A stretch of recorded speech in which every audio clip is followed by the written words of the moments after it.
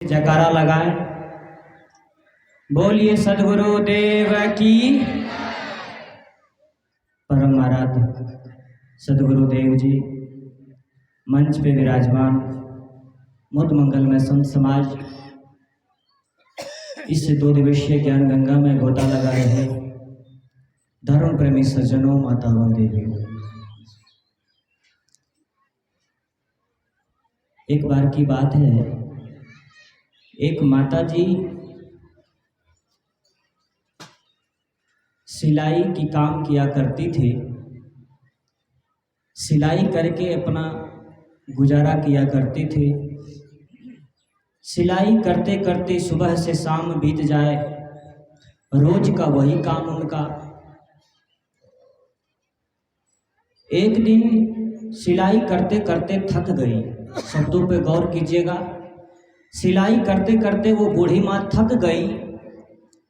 थक जाने के बाद वो सोचती है कि अब मैं सिलाई नहीं करूँगी, क्योंकि मैं थक चुकी हूँ। थोड़ा घूम लेती हूँ, टहल लेती हूँ, परेशानी कम हो जाएगी तो मैं पुनः सिलाई करूँगी। वो सिलाई मशीन को बंद कर दी। सोची सिलाई मशीन में सुई लगी रहेगी तो कोई ना कोई सिलाई मशीन को छेड़ देगा तो मेरा मशीन बिगड़ जाए तो मैं इससे सिलाई नहीं कर पाऊंगी। वो क्या की सुई खोल ली। थोड़ा बेस कम करो भैया। सुई सिलाई मशीन से खोल ली, गोद में रखी रही। वो घूमने चली गई इधर उधर, लेकिन सिलाई मशीन से जो सुई खोली थी वो ठीक से नहीं रखने के बजाय गोद में रख ली। वो सिलाई मशीन के पास ही सुई गिर गई, उसे ध्यान नहीं रहा। घूम टहल के आई, देखती है कि सिलाई मशीन में तो सुई है नहीं। अब मैं सिलाई करूं तो कैसे करूं। सोच ही रही थी कि मैं क्या करूं, कैसे करूं, सिलाई कैसे करूं, तो है नहीं सिलाई मशीन में सुई। वो सोच ही रही थी कि बाहर नगर निगम की लाइट जल जाती है रोड पे दरवाजे पर। वो भागी भागी उस लाइट के नीचे आती है और सुई को ढूंढने लग जाती है, खोजने लग जाती है। खोजते खोजते 2 घंटे बीत गए, फिर भी वो सुई उनकी हाथ में नहीं आई। एक लड़का उसी रास्ते से जा रहा था। लड़का ने देखा कि माँ बहुत परेशान है। उस लड़के ने माँ से जाके कहा कि माँ, बहुत देर से तुम यहाँ कुछ ढूंढ रही हो, आखिर क्या खो गया है? कुछ ऐसा अनमोल चीज लग रहा है खो गया है, जिससे आप बहुत परेशान चिंतित लग रही हो। क्या खो गया है, बताओ जरा। उस बूढ़ी माँ ने कहा कि बेटा, भले ही तुम्हारे लिए अनमोल नहीं होगा, लेकिन मेरे लिए वो अनमोल चीज था, क्योंकि मैं उसी से अपना गुजारा किया करती थी। कहा क्या? कहा मेरी सिलाई मशीन की सुई गुम हो गई है, मैं ढूंढ रही हूँ। उस लड़के ने कहा माँ आप बैठ जाओ, आप बूढ़ी हो, आपके आंख में प्रकाश कम है, शायद इसीलिए आपको वो सुई मिल नहीं रही है। आप बैठ जाओ, मैं ढूंढता हूँ, मैं ढूंढ जाओ, मिल जाएगा मुझे तो मैं आपको पकड़ा दूंगा। उस बूढ़ी माँ ने कहा बेटा तुम भी ढूंढो, मैं भी ढूंढती हूँ, ढूंढते ढूंढने से जिसको भी मिल जाएगा काम जल्दी हो जाएगा। वो दोनों ढूंढते ढूंढते फिर 2 घंटे बीत गए, सुई हाथ नहीं लगी। दोनों परेशान। लड़का परेशान होकर के उस बूढ़ी माँ से पूछता है कि माँ ये बताओ कि सुई वाकई में यहीं गुम हुई थी, तुम जहां ढूंढ रही हो? उस बूढ़ी माँ ने कहा कि नहीं बेटा, सुई यहाँ गुम नहीं हुई थी।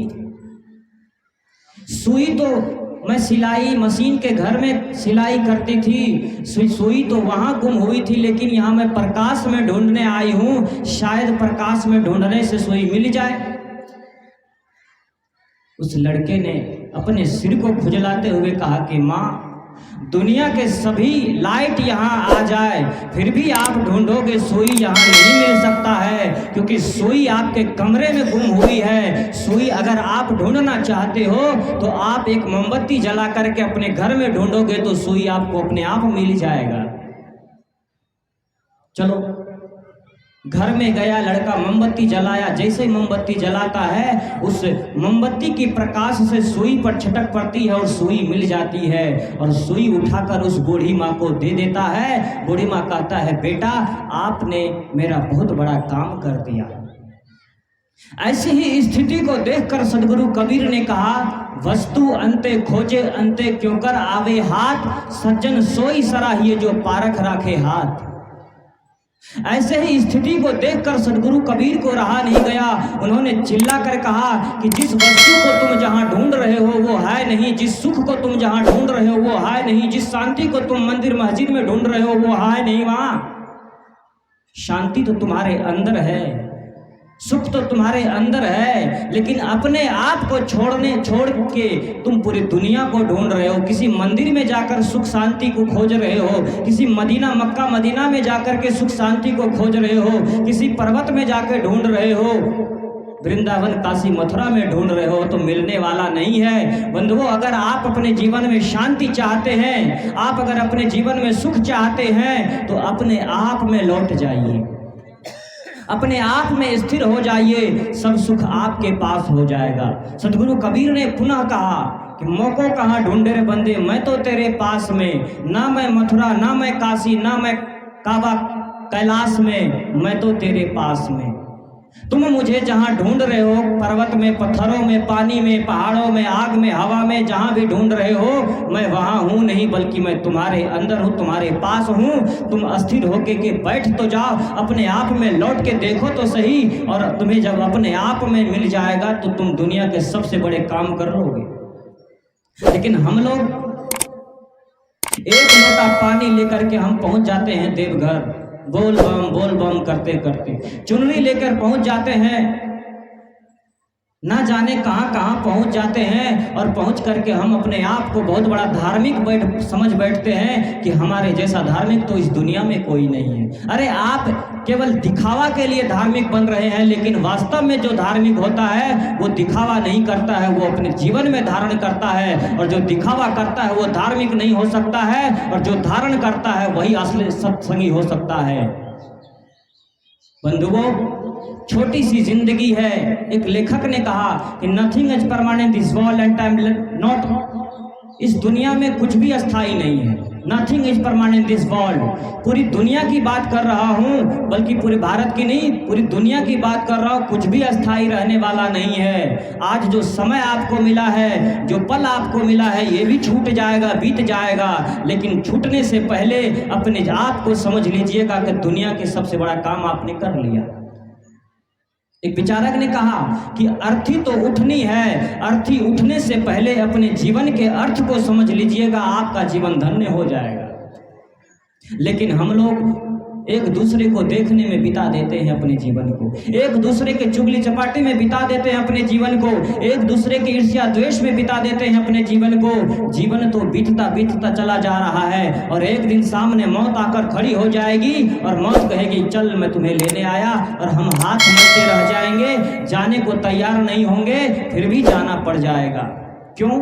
कवि ने कहा, ये जवानी है 2 दिन का सपना, ढूंढ ले कोई महबूब अपना। ये जवानी अगर ढल गई तो, ये जवानी अगर ढल गई तो, हाथ मल मल के रोना पड़ेगा। जिंदगी ये किराए का घर है, एक न एक दिन बदलना पड़ेगा। ऐसे ही एक संत प्रवचन कर रहे थे, घर को बदलना पड़ेगा, घर को छोड़ना पड़ेगा, घर से जाना पड़ेगा, इस संसार को छोड़कर जाना पड़ेगा। एक व्यक्ति उठ करके पंडाल से कहा कि बाबा जी आप कैसे कह रहे हैं घर को छोड़ना पड़ेगा, घर को त्यागना पड़ेगा? मैंने अपने घर को सरकार के रजिस्ट्री में मेंटेन करवा चुका है, रजिस्ट्री करवा चुका है, पैसा कैश दे करके, नए नए नोट दे करके, और आप कह रहे घर को छोड़ना पड़ेगा, बदलना पड़ेगा? आपका दिमाग तो नहीं खराब है? संत ने कहा कि बाबू तुम चाहे जितना भी रजिस्ट्री करवा लो, तुम चाहे जितना भी नया नोट दे दो, चाहे तुम जितना भी गद्दी दे दो, लेकिन एक न एक दिन तो तुम्हें घर छोड़ना पड़ेगा। कहा मैं नहीं छोड़ सकता, मेरे पास पावर है, शक्ति है, मेरे बहुत बड़े बड़े लोगों से उठ बैठ होते हैं, बहुत जान पहचान है, मैं घर नहीं छोड़ सकता, क्योंकि मेरे पास कागज है, रजिस्ट्री का कागज है मेरे पास, सबूत है मेरे पास। लेकिन संत ने कहा कि तुम लाख सबूत दिखाना, लेकिन जिस दिन मौत सामने आएगी और मौत जब कहेगी जाने को, तो तुम्हारा एक भी फाइल, एक भी रजिस्ट्री काम नहीं आएगा। कहा कैसे? मौत जब तुमको आवाज देगी, मौत जब तुमको आवाज देगी, घर से बाहर निकलना पड़ेगा। जिंदगी ये किराए का घर है, एक न एक दिन बदलना पड़ेगा। नहीं चाहने पर भी आपको चलना पड़ेगा।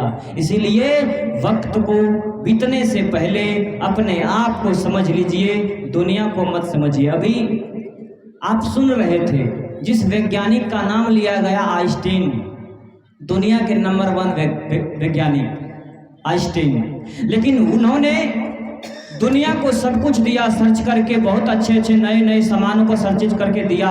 लेकिन जब उनसे पूछा गया कि आप अपने जीवन में खुश तो हैं, आपकी जिंदगी से कोई शिकायत तो नहीं है? उन्होंने कहा कि एक शिकायत है। कहा क्या?